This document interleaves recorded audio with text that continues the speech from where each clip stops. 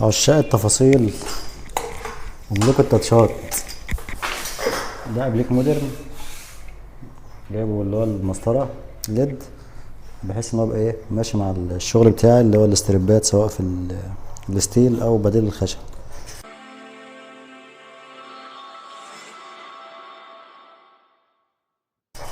حاسس ان هو ناقصه حاجة بسيطة، اكملها بالحتة الستيل دي.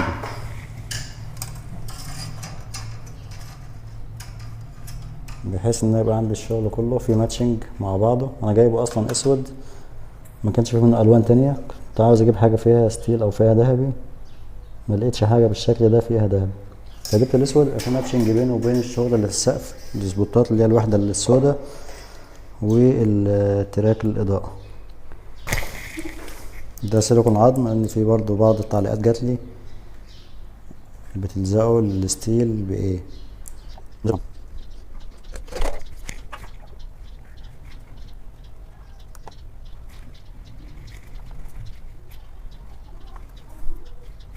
بعد ما ينشف السيليكون هشيل الزيادات اللي خرجت مني دي،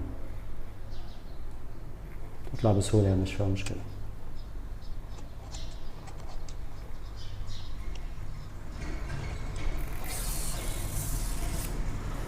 اعتقد ان هو شكله كده بقى ايه افضل من الاول، وبقى فيه ربط بينه وبين الشغل الشرائح الستيل او الاستريبات الستيل اللي جنب منه.